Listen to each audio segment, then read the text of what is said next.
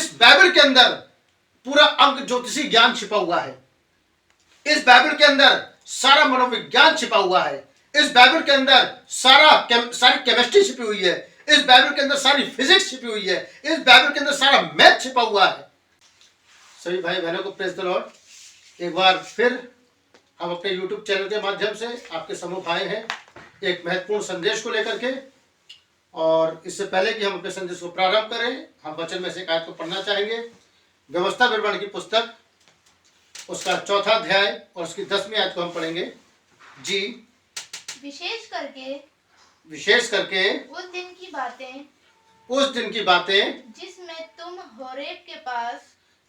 Horeb के पास अपने परमेश्वर यहोवा के सामने खड़े थे। जी। जब यहोवा ने मुझसे कहा था जी कि उन लोगों को मेरे पास इकट्ठा कर जी कि मैं उन्हें अपने वचन सुनाऊं, आमेन, जिससे वे सीखें, जी, ताकि जितने दिन वे पृथ्वी पर जीवित रहें, आमेन, उतने दिन मेरा भय मानते रहें, जी, और अपने लड़कों बालों को भी जी, सिखाएं। जी। हमने साहित्य में पढ़ा कि परमेश्वर मूसा नबी को सारी व्यवस्था देने के बाद में कुछ इंस्ट्रक्शंस दे रहा है। वो इंस्ट्रक्शन क्या थी? वो इंस्ट्रक्शन ये थी कि जिस देश में तुम्हें पहुंचाया जा रहा है, जो व्यवस्था तुमको दी गई है, इस पे तुम भी रहना, तुम्हारे आगे आने वाली पीढ़ी भी रहे, वरन तुम्हारे लड़के बाले और अपने बच्चों से उस बातों को बताओ जो बातें वचन के अनुसार हैं। लेकिन आज क्या है? आज अगर मेरा वीडियो वो सभी पास्टर लोग देख रहे हैं कि मेरे YouTube चैनल के साथ जुड़े हुए हैं, तो मैं ये कहना चाहूंगा कि आज के बच्चे जो मोबाइल पे लगे हुए हैं और YouTube के अंदर से उन फिल्मी सितारों को देखते हैं, लेकिन मैं ये वीडियो इसलिए बना रहा हूं कि उन फिल्मी सितारों को देखने के बजाय वो परमेश्वर के सितारों को देखें। वो ये जान पाए कि ओरपा कौन थी, वो जान पाए रूत कौन थी, वो जान पाए नोमी कौन थी, आमेन, वो जान पाए बोअज कौन था, वो जान पाए ओबेद कौन था, वो जान पाए ईशा कौन था। वो बाइबल के सितारों को जान पाए, ना कि फिल्मी सितारों को। और यही कारण है कि YouTube चैनल पे मैं इस चीज को डाल रहा हूं, ताकि आप सब जो भी पास्टर भाई अपने अपनी कलीसियाओं में मेरे YouTube चैनल के साथ जुड़े हुए हैं, वे अपने कलीसियाओं में इस चीज को दिखाएं, ताकि बच्चे उन फिल्मी सितारों को ना देख के इन सितारों को देखें जो बाइबल में पाए जाते हैं, और वे जाने कि वो खुद एक सितारा है, वो खुद एक सितारा है जो कि बाइबल में पाए जाते हैं। हालेलुया। क्या मेरी बात आप समझ पा रहे हैं? आप खुद एक सितारा हो, आप परमेश्वर के सितारे हो, क्योंकि बाइबल बताती है कि तुम सितारे हो। और हम जैसा कि आप स्क्रीन पर देख रहे हैं, हमारा विषय यही है कि बाइबल के उन रहस्यों को जिसे दुनिया नहीं जानती, उन रहस्यों को आपके सामने प्रकट करना चाहते हैं, उन रहस्यों के विषय में बताना चाहते हैं। क्योंकि बाइबल को लोग सोचते हैं कि ये एक मामूली सी पुस्तक है, केवल एक इतिहास की पुस्तक है जो यीशु मसीह के साथ घटित हुई, पुराने नियम के नबियों के साथ घटित हुई। लेकिन ये बाइबल एक रहस्यमय पुस्तक है। ये बाइबल इतिहास की पुस्तक ही नहीं है, वरन रहस्यों से भरी पुस्तक है। आज अपने संदेश में केवल मैं एक इंट्रोडक्शन देना चाहता हूं, वो इंट्रोडक्शन जो हमें बाइबल के विषय में बताता है। जैसे कि आप सीन पर देख रहे हैं, ये एक रहस्यमय बाइबल है। रहस्यमय बाइबल के रहस्यों को हम बताना चाहते हैं। इस बाइबल के अंदर पूरा अंग ज्योतिषी ज्ञान छिपा हुआ है। इस बाइबल के अंदर सारा मनोविज्ञान छिपा हुआ है। इस बाइबल के अंदर सारी केमिस्ट्री छिपी हुई है। इस बाइबल के अंदर सारी फिजिक्स छिपी हुई है। इस बाइबल के अंदर सारा मैथ छिपा हुआ है। और ये परफेक्ट चीजें हैं। ये ज्ञान हमारे परमेश्वर ने अपने बच्चों को इस बाइबल के थ्रू दे दिया है। लेकिन आज हम उन ज्ञान को दूसरी जगह ढूंढने की कोशिश करते हैं। हम अपनी खुशी को दूसरी जगह ढूंढने की कोशिश करते हैं। लेकिन परमेश्वर ने बाइबल नहीं, पर एक जीवन की पुस्तक है जिसमें सब कुछ पाया जाता है। तो मैं अपने इस वीडियो को जो आपके सामने रख रहा हूं, आज का मेरा वीडियो प्रस्तावना की तरह है, जिसमें मैं कुछ बातों को सबके सामने रखना चाहूंगा। और एक सीरीज बना रहा हूं जो प्रकाशित वाक्य के ऊपर है, वरन बाइबल के भेदों के ऊपर है।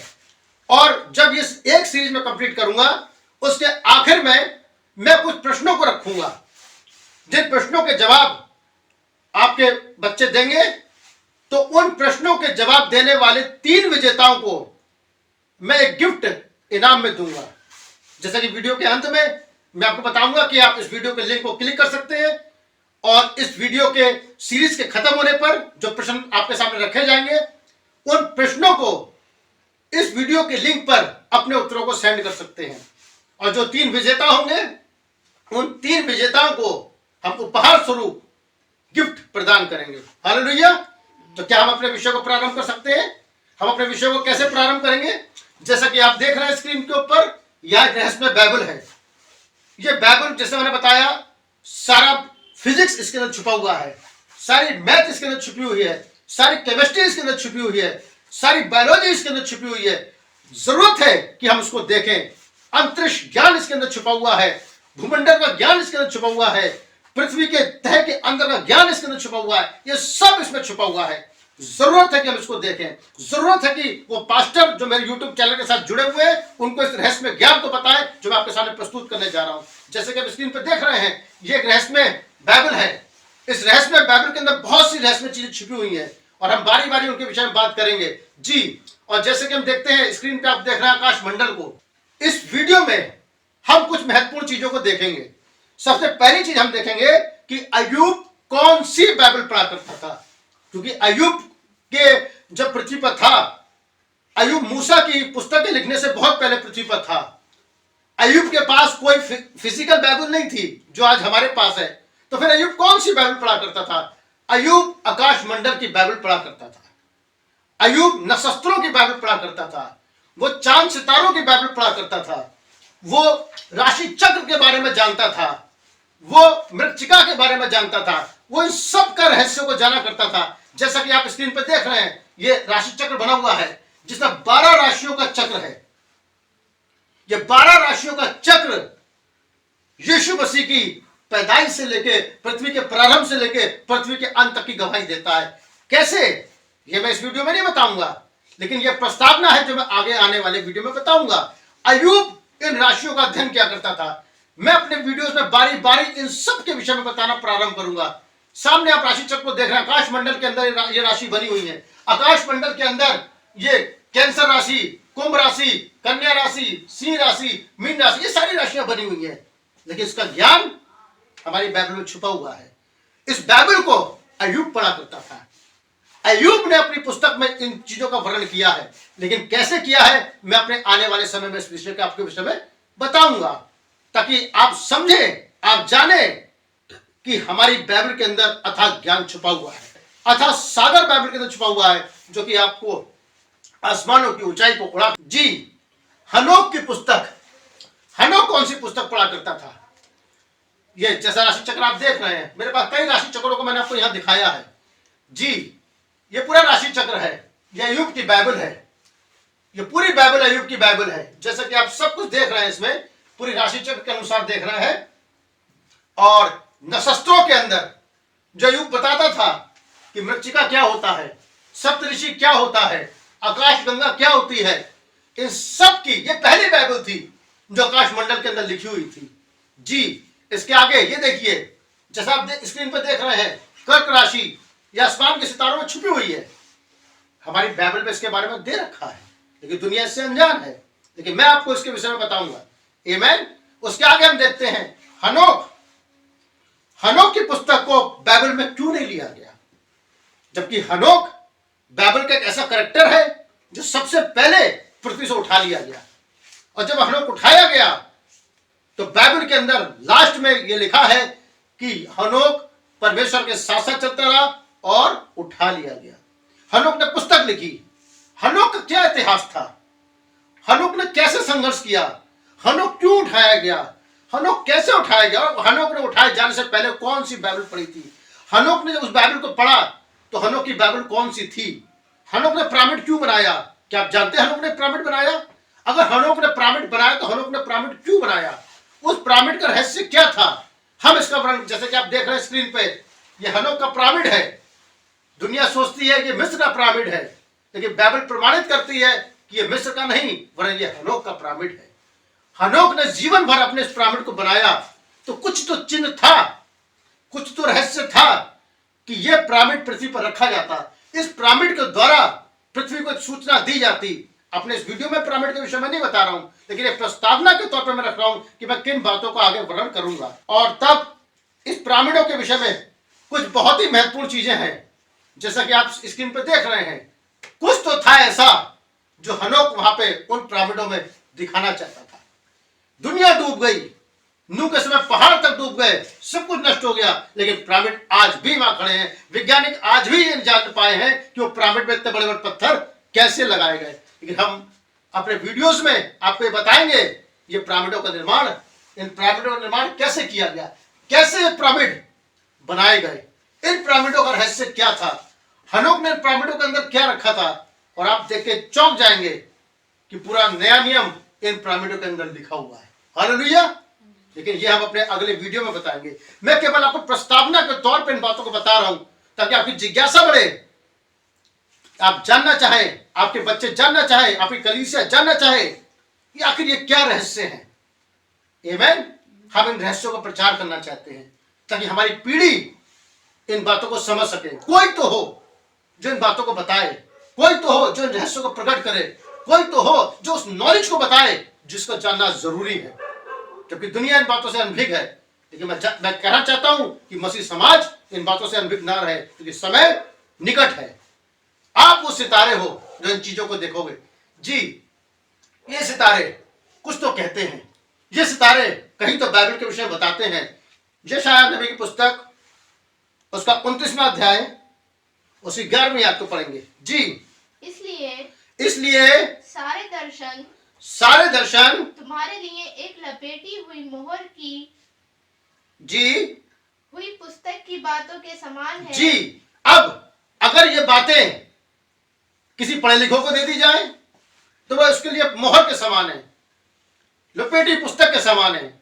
अगर किसी अनपढ़ को दे दी जाए तो वो ये कहेगा, भाई मैं तो पढ़ना ही नहीं जानता हूं, मैं इसे कैसे पढ़ूं। लेकिन परमेश्वर का आत्मा उन रहस्यों को प्रकट करता है, परमेश्वर का आत्मा उन रहस्यों के विषय में बताता है, परमेश्वर का आत्मा हमें बताता है कि बाइबल हमसे क्या कहना चाहती है। एक आयत को और पढ़ेंगे, दानियेल 12:4। परंतु हे दानियेल, तू इस पुस्तक पर मोहर करके इन वचनों को अंत समय तक के लिए बंद रख। और बहुत लोग जी, पूछ-पाछ और ढूंढ-ढांड करेंगे। बहुत लोग पूछ-पाछ और ढूंढ-ढांड करेंगे, लेकिन दानियेल इन गुप्त रहस्यों को, दानियेल के रहस्यों को जानता था, अय्यूब रहस्यों को जानता था, आमीन, हनोक रहस्यों को जानता था, लेकिन वो सब गुप्त कर दिए गए, उन सबको गुप्त रखा गया। क्यों?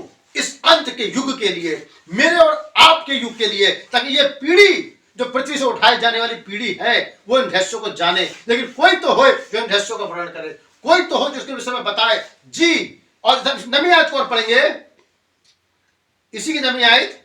उसने कहा हे दानियेल चला जा, क्योंकि ये बातें अंत समय तक के लिए बंद हैं। ये बातें कब तक के लिए बंद है? अंत समय के लिए। और हम विश्वास करते हैं कब खड़े हैं? हम अंत समय में खड़े हुए हैं। इस समय जरूरत है कि ये बातें प्रकट की जाएं, ये बातें बताई जाएं। जी हाँ, निकालेंगे प्रकाशित वाक्य की पुस्तक, उसका 5वां अध्याय, उसकी पहली आयत। प्रकाशित वाक्य 5:1। और जो सिंहासन पर बैठा था, मैंने उसके दाहिने हाथ में एक पुस्तक देखी, जो भीतर और बाहर लिखी थी, और वे 7 मोहर लगाकर बंद की गई थी। जी, 7 मोहर लगाकर बंद की गई थी, क्योंकि उसके अंदर कुछ रहस्य छुपे हुए थे। जरूरत थी कि इस अंत के समय उन रहस्यों को प्रकट किया जाए।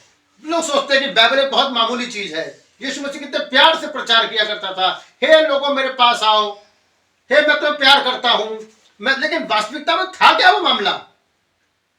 यीशु मसीह पृथ्वी पर आया, लोगों को लगा यीशु मसीह बहुत प्यार करता हुआ आया है, देखो जगत से उसने प्यार किया। उसने जगत से प्रेम जरूर किया, लेकिन अपने चुने हुओं को उसने वहां से निकाला।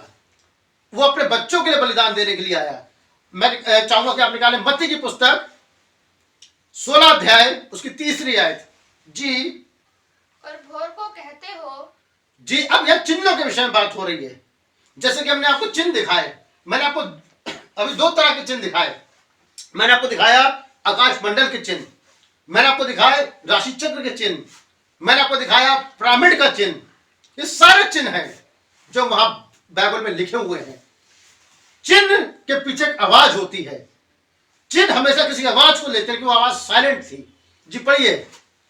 और भोर को कहते हो और भोर को कहते हो कि आज आंधी आएगी, जी, क्योंकि आकाश लाल और धुंधला है। आकाश लाल और धुंधला है। तुम आकाश का लक्षण देखकर भेद बता सकते तुम हो, आकाश के लक्षण देख के भेद बता सकते हो, पर समय को चिन्हों को भेद नहीं बता सकते। परंतु समय के चिन्हों को भेद को नहीं बता सकते। समय के चिन्ह के भेद को नहीं बता सकते कि आप कहां खड़े हो।